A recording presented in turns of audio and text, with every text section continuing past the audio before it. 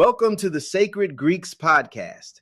I'm Dr. Lyman Montgomery, joined by my co-host Janet, where, as always, we explore the crossroads of faith and Black Greek life. Today, we're diving headfirst into a conversation that, honestly, I think ruffles some feathers but needs to be had. Why do some Black clergy so vocally criticize Black Greek letter organizations for their so-called pagan roots, all while embracing church traditions that come from the same kind of origins? I'm talking Christmas trees, Easter eggs, church steeples, the works. And Dr. Montgomery, I just got to jump in here. See, this takes me back to my own household growing up in Macon, Georgia. My grandmother would say with her whole chest how Greek rituals weren't godly, how those letters were just worldliness wrapped up in fancy gowns. But come December, whew, she'd have that house looking like a holiday card. Tinsel everywhere, Christmas trees shining. Never questioned why we did all that. Just knew it felt good, felt right. It's funny what feels familiar kind of gets a pass, huh? Yeah, exactly. And Janet, that's the contradiction I kept running into while writing Sacred Not Sinful. It's not an attack, just an observation.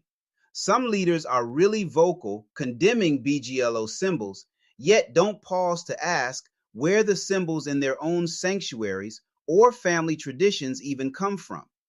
We treat some things as holy by default, but their stories, well, they're mixed up in a lot more culture than most folks want to admit. Let's pull back and look at Christianity itself, a real cultural blender if there ever was one. If you start digging, you find that the church has borrowed, repurposed, sometimes outright taken things from all over. Roman wedding rings, Egyptian-inspired steeples, even seasonal festivals becoming holidays. Evergreens in wintertime. That's an old European thing.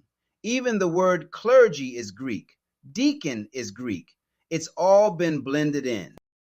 And yet, when folks say, but that's just tradition, suddenly it's not up for debate no more. So why is it that when the church borrows traditions it feels holy, but when BGLOs do it, suddenly it's beware the danger? Maybe we gotta ask some hard questions right here. That's the heart of it. Church leaders through history have justified this blending by saying, well, the meaning changed. The intent now is holy. But nobody even recognizes that first layer anymore. It's just home. And once you see how symbols shift over time, it shines a whole different light on this BGLO conversation. Exactly. When the Divine Nine founders chose those Greek letters and those values, wisdom, courage, justice, they weren't practicing some old Greek religion. They were saying, y'all, Black folks deserve spaces of excellence and meaning too. It's about taking something old, wrapping it in new purpose. And guess what? The churches did the same long before BGLOs existed. Look, I'll be real. My own first years as a Sigma, some of the symbolism made me uncomfortable. I remember thinking, are we stepping too far off scripturally? But the more I studied, both scripture and history, the more I realized a lot of discomfort is just unfamiliarity dressed up as fear. Over time, I saw the good intent and teaching behind both the church rituals and the Greek ones. Once I saw the parallels, that tension faded, replaced by understanding. I'm just gonna say, people overlook where their favorite things come from if it feels normal. But challenge what's comfortable, and suddenly it's a problem. We ought to flip the lens, see where all of this really comes from before we judge one over the other. It really comes down to what we've been taught to honor, right?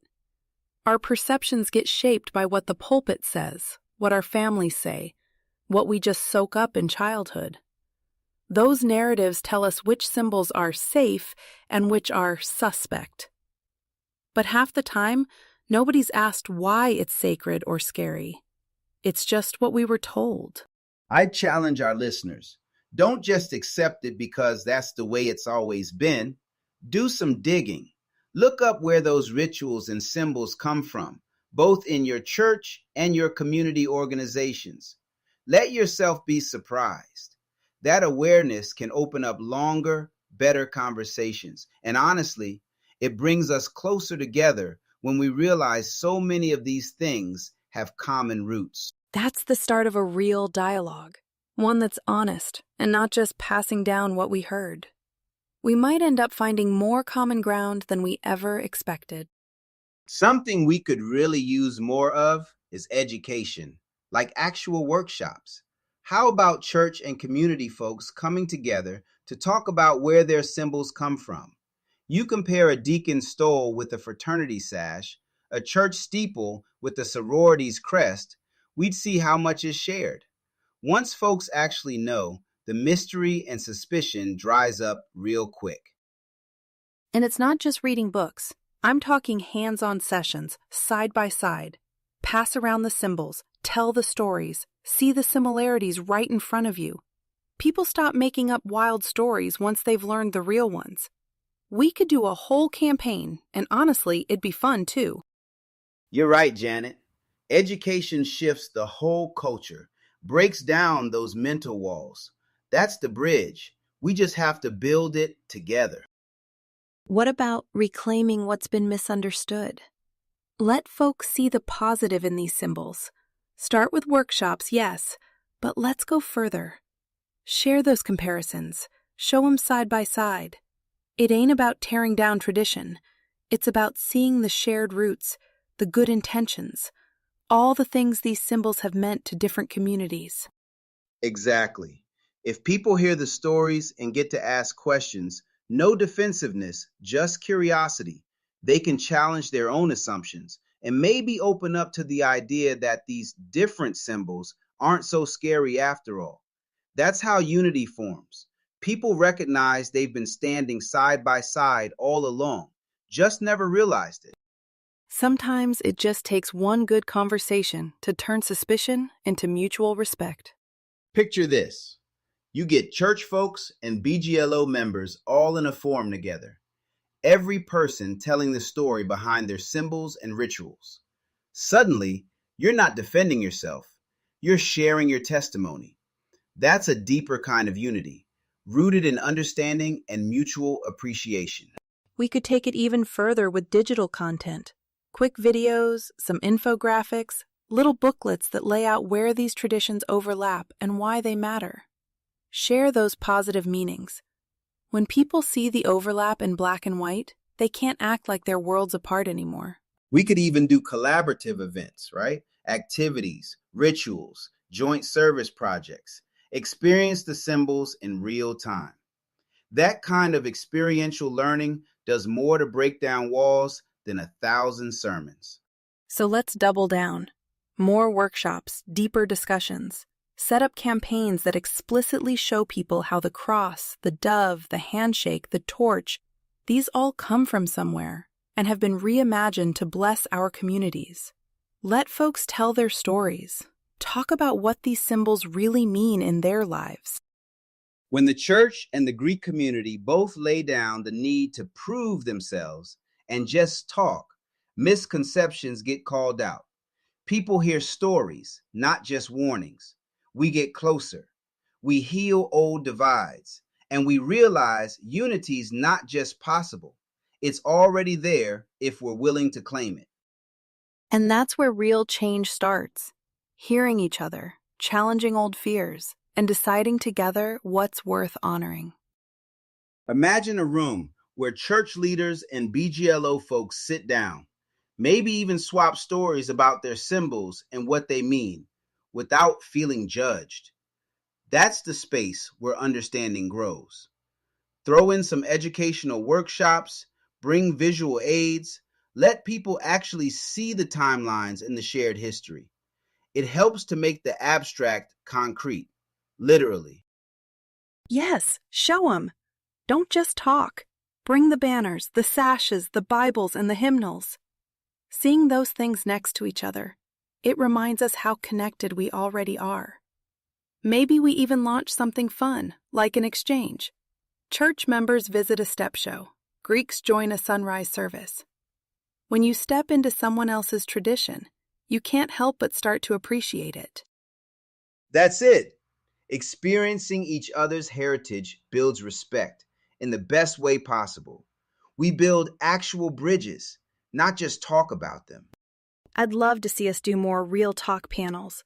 Get the church folks, the Greek folks, even some historians and grandmas who know all the old stories together in one room. Break it all down, compare notes, laugh about it, learn something. Maybe put together some infographics or those quick minute-long videos. Just walking through what those steeples, those shields, really mean. It's a lot harder to stay divided when you've seen just how much connects us. And interactive workshops. Let folks learn through doing, not just listening. You know, exploring symbols with your hands, hearing the stories from the people who live them out. It builds empathy. Suddenly, those people are just, well, neighbors, cousins, sorors, church uncles. The walls come down, and honestly, that's what this whole podcast stands for. Yeah, at the end of the day, it's about unity. About loving our history and each other enough to ask real questions and stick around for the answers. Absolutely, Janet. So whether you're wearing church white on Sunday or your letters on Friday, remember, our symbols, at their best, can point us back to what we share, not just what divides us. All right now, that's a good note to leave y'all with. Dr. Montgomery, thank you for breaking it down as always. And thank you to everyone listening for hanging in with us. Keep asking questions, keep learning, keep loving each other.